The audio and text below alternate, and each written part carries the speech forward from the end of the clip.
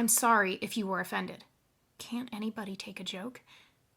As a manager, you're probably going to say something at work that you shouldn't. Even managers are human after all.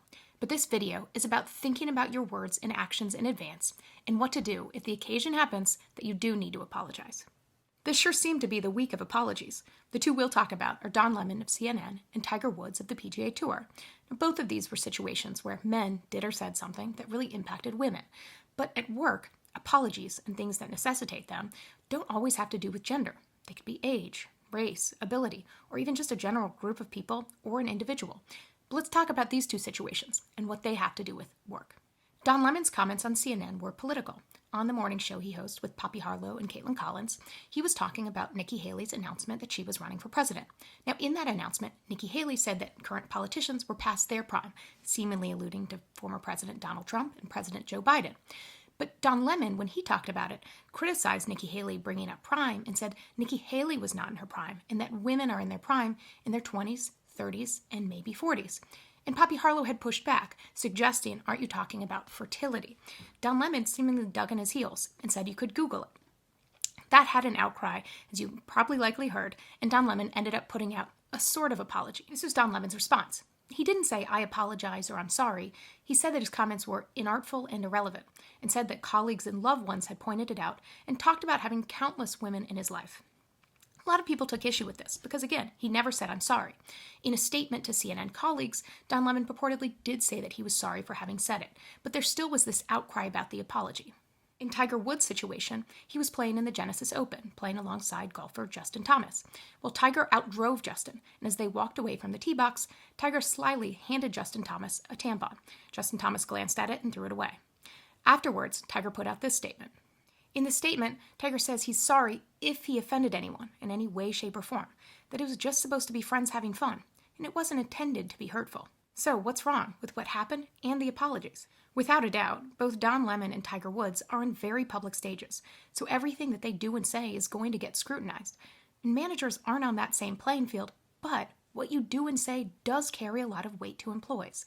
That's why it's so important to think about things in advance. In the case of Tiger Woods, he calls it a prank among friends. But it's not. When you're Tiger Woods and you're on the world stage, there's literally cameras following your every move.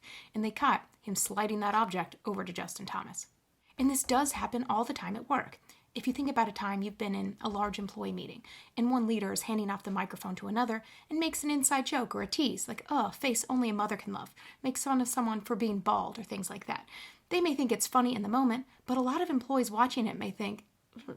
As a leader, before you speak, you have to be thinking, is this going to add value or detract? And if it's a teasing type of joke, oftentimes it's not funny. Certainly not to a lot of those employees that are every day thinking, is this the type of organization or leader I want to be working with? And in the case of Don Lemon, he was talking and wasn't listening when his colleague was trying to give him an out. Poppy Harlow literally was asking him, don't you mean fertility, when he was pressing about a woman's prime being between 20 and 40s. And he kept pressing through, saying, Google it, instead of hearing her and thinking, oh, maybe I should stop myself in the moment. He just was speaking and wasn't listening to her. As a leader at work, you may be trying to get your point across, but sometimes you may be talking so much that you're not stopping to listen what someone else has to say, whether that is someone that's a cross-functional colleague, whether it's a direct report. Stopping and listening and asking questions is a huge quality of being a leader. And if someone's trying to give you an out or give you their perspective, stopping and listening is always a good habit for managers to get into before you have to apologize.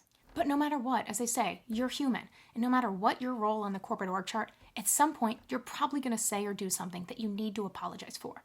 So what do you do in that moment? The first step is understanding why an apology is necessary. Frequently things happen and people think, ugh, why do I have to apologize? This is ridiculous. You can't say anything anymore. But taking a step back, especially in the work context, it's incredibly important that people feel like they matter and don't feel like the other. And if you've made some sort of joke or action that disparages a group, even if it's just teasing or a joke or a prank, it can create an environment where people think, is this just a free-for-all? When you're making an apology, it is important that it is genuine and feels genuine to those that you're talking to. A couple of errors that I see in both Don Lemon's and Tiger Woods' apologies. First, Tiger Woods saying, I'm sorry if you were offended. There's a reason that if you Google that, see Don Lemon, that you're likely to see a lot of people disparage that type of language.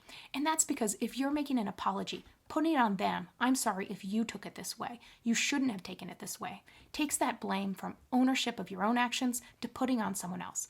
And it tends to ring really hollow to those that need to hear that apology. So instead of saying, I'm sorry if you were offended, it's often better to say nothing rather than that. But also diminishing what happened. Like Tiger saying, it was just a prank among friends. Take a step back, because again, then you're putting it on that perspective. Own it for what it was, and don't try to quantify it by being a big or small type of issue.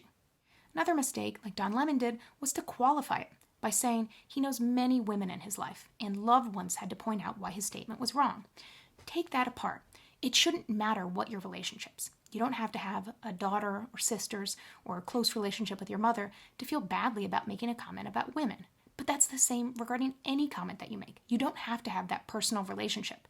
And if you tie it to that, then that suggests, what, would the person not understand it if they didn't have that type of relationship? So taking that apart and owning the apology one-on-one. So what does a good apology sound like? 3 things. 1 is it should be genuine, so it feels that way to those who hear it. 2, you can keep it short and simple. Something like, I'm sorry, it shouldn't have taken anybody else pointing out to me that it was wrong. I should have known better and I apologize. I own this and I'll do better moving forward. 3 is your actions moving forward. If you say something, but secretly you seem to be rolling your eyes or laugh about it to others, or people can tell that you didn't really mean it, any impact of your words is gone.